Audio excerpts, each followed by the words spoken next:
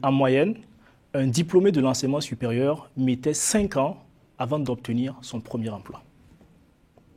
Troisième fait, cette fois-ci au Cameroun. Au Cameroun, l'Institut national de statistique a fait ressortir que les diplômés, ceux qui sont allés à l'école, ont 5 fois plus de chances de ne pas trouver du boulot que ceux qui ne sont pas allés à l'école. Donc, ce sont des faits, ce sont des chiffres qui montrent clairement que l'école africaine ne conduit pas à l'employabilité. Bonsoir à tous, bienvenue dans l'entretien du jour sur Télésud. Notre invité est le docteur Alfred Bewindi Nsavadogo. Bonsoir docteur. Bonsoir. Alors ça, c'est un point majeur qui constitue le cœur même de mon plaidoyer dans cet article. Alors disons que si on caractérise le système éducatif africain, il y a principalement deux tendances. La première, c'est le premier point qu'on a mentionné, c'est-à-dire la faible offre éducative, c'est-à-dire il y a peu de personnes qui sont enrôlées dans le système éducatif. Et de l'autre côté, la deuxième caractéristique majeure, c'est la faible employabilité des produits de l'école africaine. Qu'est-ce que je veux dire par là? Lorsque vous considérez l'école africaine, je vais prendre quelques statistiques. Au Burkina, par exemple, les unités déversent dans le marché de l'emploi chaque année à peu près 20 000 à 30 000 diplômés. Sur ces 20 000 à 30 000, il y a à peu près 4 000 à 5 000 qui sont embauchés, soit un taux d'insertion de 20% à peu près. Je dis bien 20%. Donc figurez-vous que sur 100 personnes, il y a 20 personnes qui vont trouver un emploi après l'université, après les études. Premier point. Deuxième point, dans le PNDS, le Programme national de développement économique et social, qui était le référentiel de développement au Burkina Faso dans les années 2015, ils ont noté qu'en moyenne, un diplômé de l'enseignement supérieur mettait 5 ans avant d'obtenir son premier emploi. Troisième fait, cette fois-ci au Cameroun. Au Cameroun, l'Institut national de statistique a fait ressortir que les diplômés, ceux qui sont allés à l'école, ont 5 fois plus de chances de ne pas trouver du boulot que ceux qui ne sont pas allés à l'école. Donc, ce sont des faits, ce sont des chiffres qui montrent clairement que l'école africaine ne conduit pas à l'employabilité ou conduit difficilement à l'employabilité. Est-ce qu'il faut regarder les choses et rester dans cette même logique? Je pense que non. C'est pour ça que moi, je pars du principe qu'il faut maintenant arrimer, créer une adéquation entre la formation et les besoins de l'économie. C'est-à-dire qu'il faut se poser la question de savoir quels sont les besoins de l'économie. Aujourd'hui, les chiffres montrent qu'en Afrique, à peu près 80% sont engagés donc dans des filières de littérature, de sciences humaines et sociales, alors que 20% sont dans ce qu'on appelle les STEM, c'est-à-dire sciences, technologies, ingénierie et mathématiques. Est-ce que vous pensez que c'est sur la base de l'économie que cette répartition a été faite? Je dirais que non. La preuve, c'est que justement, ces 80% qui sont dans la littérature, les sciences humaines et sociales se retrouvent dans le chômage. C'est ce qui grossit justement le taux de chômage dans nos pays. C'est le fait que les 80% de diplômés en littérature et sciences humaines et sociales qui étaient auparavant employés par l'État, parce qu'il faut dire que la plupart des fonctionnaires, ce sont des gens qui ont fait des études littéraires. Et à l'époque, nos États avaient les moyens d'embaucher quasiment tous ceux qui sortaient des études littéraires. Raison pour laquelle on ne se posait pas du tout de questions. Mais avec les budgets de plus en plus serrés, l'État n'arrive pas à les recruter. Donc les 80% conformes, finalement, n'ont pas d'emploi, alors que les 20% qui sont dans tout ce qui est sciences, technologies, ingénierie et mathématiques, ce sont des gens, cela est démontré, qui ont plus d'opportunités que ceux qui ont fait de la littérature. Donc pour moi, il faut créer l'adéquation entre la formation et donc le marché du travail ou l'économie, si vous voulez. On reviendra sur cette question d'adéquation de l'offre pédagogique et du marché de l'emploi. Je me mets à la place de l'étudiant qui est diplômé de lettres et je me dis, si j'ai envie d'étudier les lettres, pourquoi m'obliger à étudier les technologies? C'est une question qui est tout à fait légitime. Elle est tout à fait légitime et à leur place, je me poserai la même question. Mais là, en fait, on raisonne en termes de politique publique. On ne raisonne pas vraiment en termes de Mais c'est un peu du comique, c'est l'étudiant. C'est-à-dire, tu finis ton parcours, ton bac, non, comme on en a besoin, va faire de la science. Mais j'aime pas la science, mais je vais faire la science forcément. Oui, c'est pas si marxiste que cela, parce que disons que l'État a un objectif.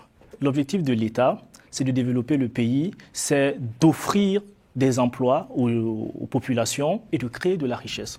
C'est ça. Parce que s'il n'y a pas d'emploi, s'il n'y a pas de richesse, la pauvreté va s'accentuer et les jeunes qui sont au chômage sont des proies faciles, par exemple, pour être enrôlés par des groupes terroristes ou bien pour prendre la mer et vouloir rejoindre l'Europe clandestinement. Donc, c'est la vérité aussi qu'il faut dire. Et pour qu'il y ait de l'emploi, il faut que les formations soient adaptées donc, au marché et aux besoins de l'emploi. Donc, en ce sens, il faut créer une adéquation et cela se fera au niveau du collège. Et ce qu'il faut surtout faire, c'est démystifier les matières scientifiques et La physique et les mathématiques, par exemple, il y en a qui disent non, c'est difficile et tout ça. Mais si dès le collège, on essaie vraiment de mettre l'accent sur ces disciplines, de les démystifier, je pense que beaucoup d'enfants ne trouveront pas de difficulté à réussir Donc, dans ces quelle stratégie l'État peut mettre en place pour, Oui. comme vous le dites, démystifier ces matières? Parce que moi, je considère que c'est une question d'appétence. On fait du journalisme parce qu'on a envie de faire du journalisme. On n'a pas la tempe sur la tête pour faire du journalisme. Donc, on part dans un cœur dans une formation. Oui. Pour ce qu'on veut faire plus tard aussi. Est-ce que les Africains ne sont pas par nature plus littéraires que scientifiques? C'est peut-être ça aussi le problème. Ah, ça, c'est une question très fondamentale sur laquelle je n'oserais pas m'aventurer parce que je n'ai pas fait beaucoup de recherches là-dessus. Ce que je peux dire, en fait, c'est que je reviens au fait que le rôle de l'État, c'est de créer des emplois et créer de la richesse. Et pour le faire... Plus aussi dans le domaine littéraire. Oui, tout à fait. En fait, voilà, justement, vous me permettez de préciser un point. Mon plaidoyer n'est pas pour la suppression, en fait, des facultés de littérature, de sciences humaines et sociales. Ce que je suis en train de dire, c'est si on a besoin de 2000 juristes, formons-en 2000. Il n'y a pas de raison de former 1 million de juristes là où on a besoin de 2000 juristes. Si on a besoin de 5000 économistes, formons-en 5000 au lieu d'en former 50 000.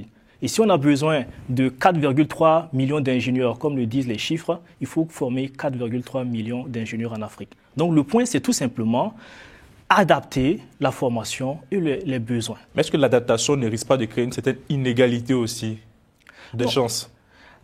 Je n'irai pas. Avec ce numéro clausus que vous fixez? Non, puisque pour moi, c'est l'économie qui drive les besoins. Si l'économie a besoin de plus d'ingénieurs, formons plus d'ingénieurs. Si l'économie a besoin de plus d'avocats, formons plus d'avocats. Sinon, le surplus qu'on forme là, ils n'auront pas d'emploi et c'est ça qui crée les problèmes en Afrique. Est-ce qu'on ne peut pas créer des emplois plus dans ce domaine aujourd'hui qui... Non, pourquoi non? Je m'explique. Actuellement, nous sommes en fait dans un monde de sciences et de technologie. Il ne vous aura pas échappé qu'actuellement, l'innovation est drivée par la science et les technologies.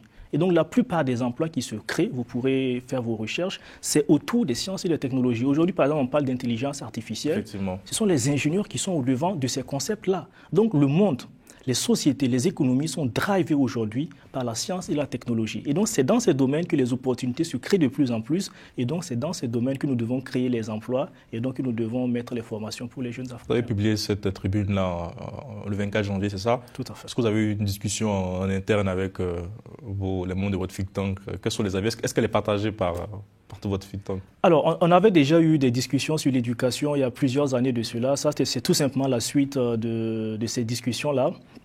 Et disons donc en interne, les discussions se sont poursuivies dans des commissions, mais là, moi, j'ai essayé de synthétiser voilà, ce qui me paraissait les points les plus importants à faire ressortir dans le débat public. Donc, vous appelez une planification aujourd'hui de l'offre pédagogique en fonction du marché. Donc, c'est ça. Et plus d'ingénieurs en Afrique, moins de littéraires. C'est ça. Et cette planification ne devrait pas effrayer. Ne pensez pas que nous sommes dans une logique marxiste ou quoi que ce soit. C'est un peu le cas. Mais c'est pour éviter le chômage parce que le chômage est beaucoup plus dangereux que la planification. Est-ce que vous avez un État, un exemple, par exemple, qui a développé cette politique?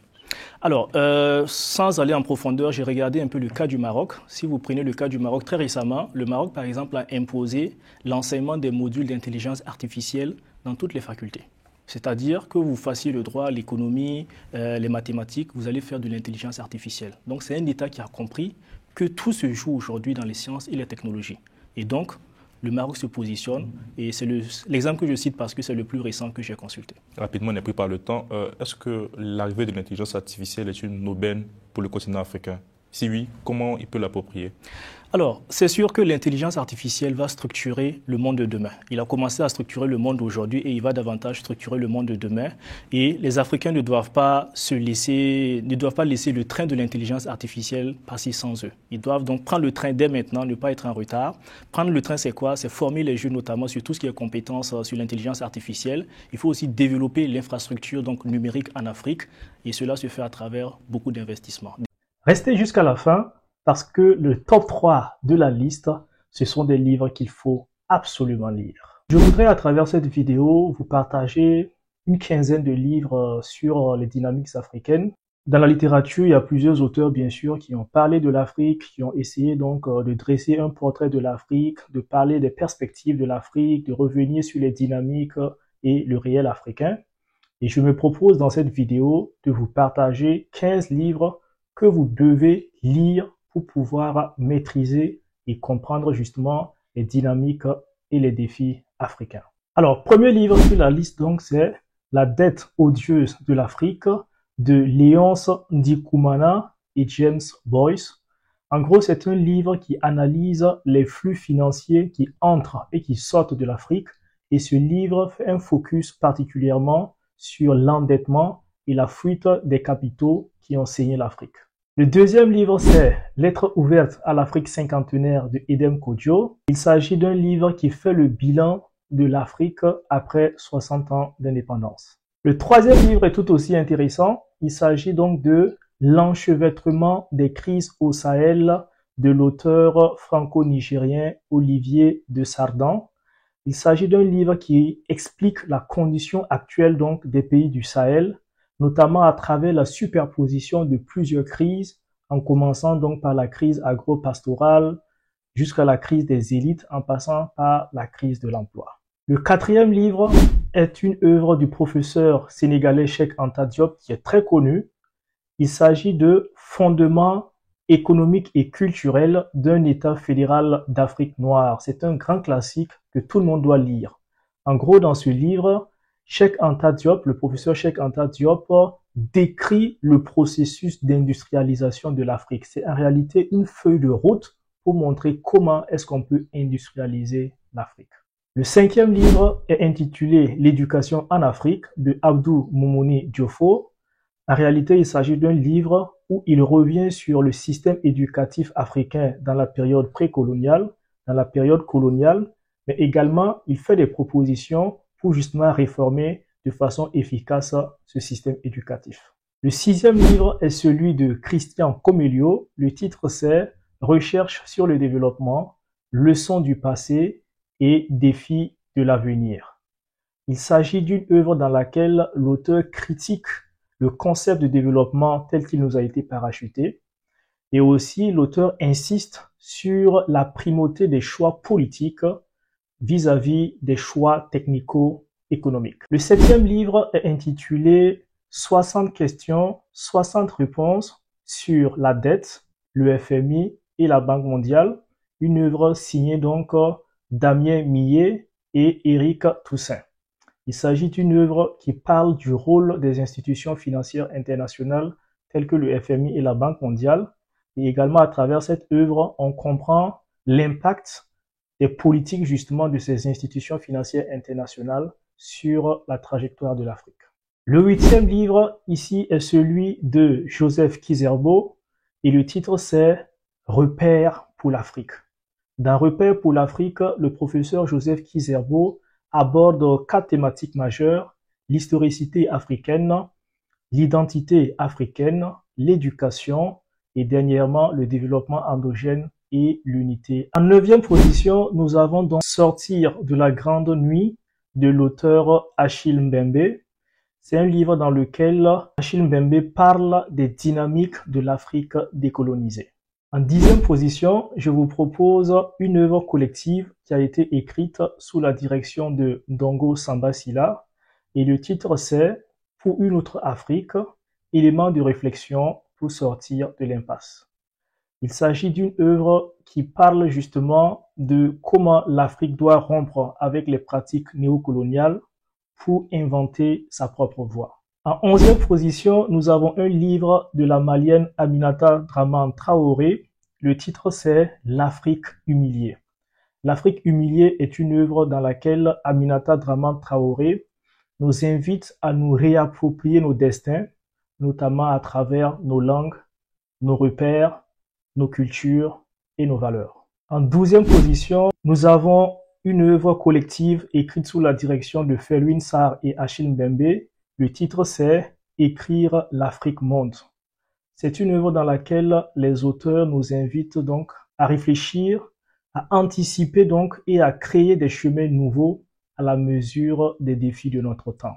Là maintenant, nous arrivons aux 3 derniers livres de la liste. C'est le top 3. Et donc, dans ce top 3, nous avons le professeur Joseph Kizerbo avec le livre À quand l'Afrique? À quand l'Afrique? C'est un livre. En réalité, c'est un entretien entre le professeur Joseph Kizerbo et René Olenstein. Et dans ce livre, donc, le professeur Joseph Kizerbo dresse le portrait de l'Afrique au temps de la mondialisation. Dans le top 2 de la liste, nous avons Afrotopia du Sénégalais Felwine Sarr. Il s'agit d'une œuvre dans laquelle l'auteur déconstruit et critique le modèle de développement tel qu'il nous a été imposé ou parachuté. Et au lieu donc de ce modèle, Felwine Sarr appelle justement à un projet de civilisation qui place l'homme au cœur des préoccupations en créant une harmonie, un équilibre entre l'économique, le culturel et le spirituel. Vient en première position le livre de José do Nascimento et le titre c'est Les chemins de la modernité. Les chemins de la modernité, c'est l'une des œuvres les plus complètes que j'ai jamais eu à lire sur l'Afrique. Je vous recommande vivement ce livre, il faut absolument le lire si vous ne l'avez pas encore fait. C'est notamment une œuvre qui est très riche où l'auteur parle des dynamiques africaines, il détaille les dynamiques africaines et surtout, il invite donc à la création des conditions matérielles et immatérielles pour moderniser l'Afrique. Donner une configuration moderne aux sociétés africaines, c'est le cœur même du sujet et je vous invite à lire ce livre. Donc voici 15 livres qui vont vous aider à connaître, à comprendre et à maîtriser les dynamiques africaines, les enjeux africains et les défis du continent dans ce 21e siècle. Merci pour votre attention. N'hésitez pas à liker, n'hésitez pas à partager cette vidéo autour de vous. Je vous remercie d'avance.